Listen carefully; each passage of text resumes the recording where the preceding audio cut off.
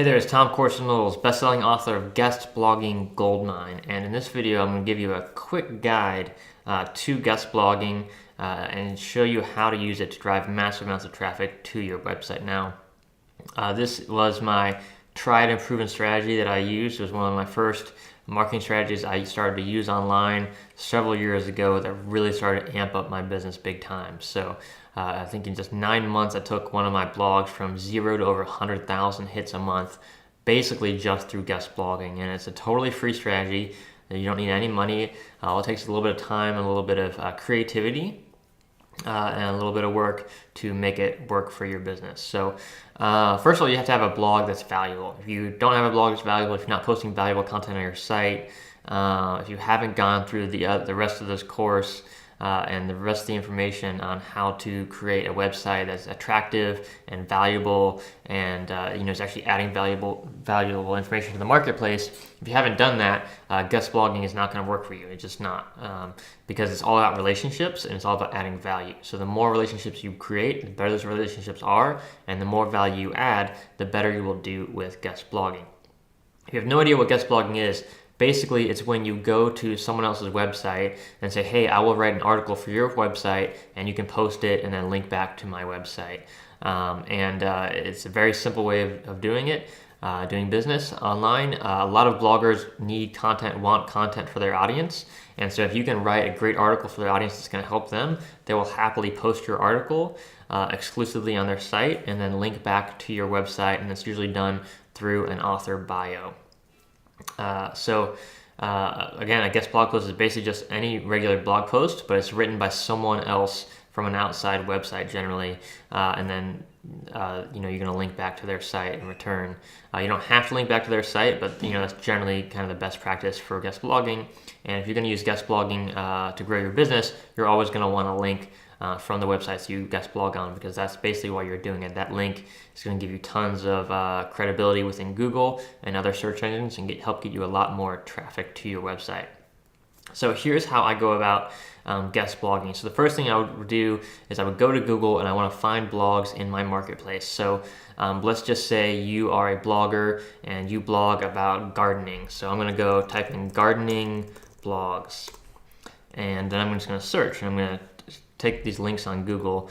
I'm going to go ahead and click some of these links and check out these websites. So generally speaking, if you're typing in a keyword like gardening blogs or dog training blogs, generally relatively competitive keyword into Google, you're generally going to get some very good websites coming up in the top of the rankings. But there are some steps you're going to go through to make sure that you're not wasting time on sites that aren't really worth your time. And I'm going to show you how to do that now. So let's check out some of these websites we just found in Google. Here's gardenbloggersconference.com. It has a list of top garden blogs. So here's 50 blogs, what they call the top 50 gardening blogs, according to BlogRank. This is just perfect. So if this is what I found in my marketplace, I would be like jumping up and down right now, because we just saved a lot of time and effort to find the top 50 blogs in our marketplace. Someone else already did that for us. So we're just going to go to these different websites and check them out. So here's cold climate gardening. And what we want to do, the first thing I always do when I look at a website is, number one, just make sure it looks okay. Make sure it looks like a good, legitimate, clean website. Make sure it looks like a real website, not spam, not trash. Nothing illicit or illegal going on here. Just a good, hearty, standard website. No spam at all, right? So this website looks good, looks very clean, looks well organized, so it passes the test. Obviously, there's at least one person or several people managing this website that actually care about what they're doing. And that's what you're looking for. You're looking for people who care about what they're doing, who are the top of their field. The next thing we're going to do here is look at the Alexa rank. So you can download a plugin for the Chrome browser. It's not a WordPress plugin. It's a plugin for any web browser. So if you use Google Chrome, Mozilla Firefox, Internet Explorer, or Safari, whatever web browser you use, just Google Alexa plugin plus the name of your web browser, and you will find a plugin you can use to check out the traffic of these websites. And I'll put a link underneath this video to the plugins for you. Once the plugin's installed, it's going to be up here on your browser, and you just click it, and it'll tell you what the Alexa traffic rank is for the website and what the traffic rank is in the United States. So this is the global traffic rank here, and this is the United States traffic rank. And how traffic rank works is a lot like sales rank on Amazon, if you're familiar with that. So the lower the number, the better it is. So number 1 would be the most trafficked website in the world, number 1 Alexa traffic, and that's Facebook, right? And then number 10 is not as big. Number 100 is not as big. Number 1,000 is even smaller, and so forth. And so generally what I'm looking for when I'm doing guest blogging is I'm looking for a site with an Alexa rank of 100,000 or less. That's great if I can find a site like that. Now, if you're just starting out, you're brand new, that's probably too small of criteria for you, because when you're just starting out, you're really starting to build up credibility and influence in your marketplace. So you're probably going to want to start looking for websites in the range of 500,000 or less in the United States. The bigger you get, the more successful you become, the more prominent you become in your industry. You can start targeting bigger and bigger websites and stop spending time on the smaller websites. But when you're just starting out and you're brand new, a website like this would be just fine. Another thing to check is how many sites are linking in. So if this site has 433 sites linking into this website, so that's very high quality. It's a lot of links right there. And you don't know the quality of the links just from this number, but you know that they do have a lot of links and they've got a good bit of traffic. So if I was a brand new blogger in the gardening market, I would definitely want my guest post on this site. Now, the next thing you have to do is actually figure out, okay, do these people actually want guest posts on their website? So what I would do is I would start reading all their blog articles. I would see, number 1, do they have any guest posts on their site? If they do, that's a good sign. They're probably willing to take more. If you don't find any guest blog posts on their site, it doesn't mean you can't still write an article for them. But what you want to do is approach them carefully. And so what you would want to do is make sure you really read their website, spend time getting to know these people. Who are they? Check out their about page. So let's see if I can find an about page here about this site. And then you can see about, okay, so here's Kathy. It looks like she's the owner of this website, tells you more about the website. So I would get to know Kathy, I would get to know any other writers on this website, and then I would contact them through the contact form. If there's a personal email for one of the bloggers or owners of the site, here's the contact form here. And I would just go ahead and contact them and say something simple, something clean and simple. Don't write them a huge long email. Don't send them an article right away. What you want to do is just reach out and make a connection. So what I would say is something like, Hi Kathy, my name's Tom. I'm passionate about gardening. I've got my own gardening site. Check it out here. Hey, I would love to write an article for your audience about, the top 10 mistakes that new gardeners make when they're trying to start a garden at home. And just something simple, something helpful for their audience. Keep the email short, keep it simple, keep it sweet. Keep it friendly. Make sure you proofread it. Don't have spelling errors or grammatical errors stuff in there. It's going to turn people off. If you're offering to write an article for them, it's going to be helpful. Make sure your writing in your email is helpful and clear and concise as well. So once you've done that, then you would just wait to hear back from them. And what you want to do is the key here is numbers. So the more numbers you have, the better. Now, you're not spamming people, so this is really important. Now, there's a fine line between spam and actually genuinely reaching out to connect to people to make good connections. If you're just copying and pasting the same message over and over again to random websites, if it's spammy, if it's long, if it's not helpful, if it's not relevant, it's just spam, right? And it's not going to help you grow your business. It's not going to help you get guest posts. It's just going to be a big waste of time for everyone. So you want to make really sure that you're actually researching the people and websites that you're looking to write articles for. Make sure you know their audience, make sure you know what their audience wants, and make sure you can actually deliver that to them.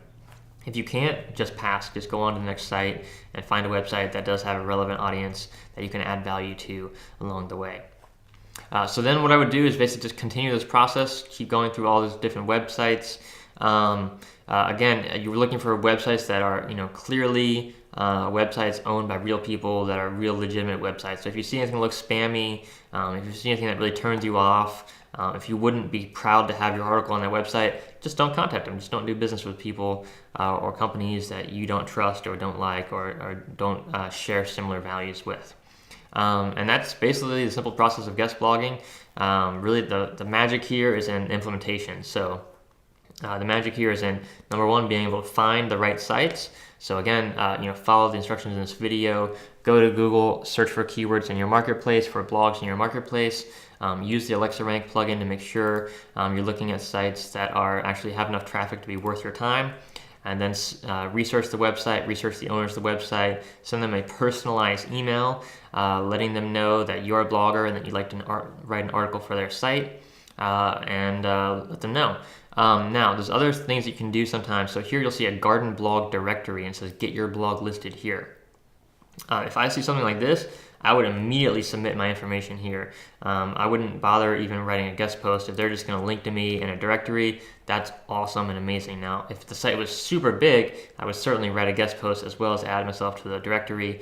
But this website is just, around 500,000. Alexa rank is kind of at the bottom of what I would consider worth my time.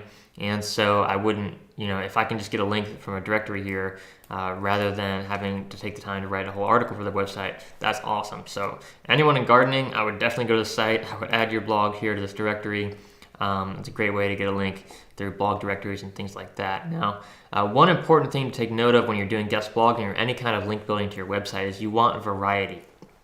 So what you wouldn't want to do is go to every website that has a blog directory and only have your blog links on blog directories. If Google sees you have all of a sudden 0 links, then all of a sudden you have 100 links from 100 different directories, and they're all the same type of link with the same keywords in the link, Google's going to know something's up. That's not natural, it's not normal, and it's probably not going to help your search engine rankings. But if you do this consistently, guest blogging consistently over time, a little bit at a time, maybe 1 or 2 articles a week, over weeks and months and years, that turns into massive amounts of links, massive amounts of traffic, massive amounts of credibility.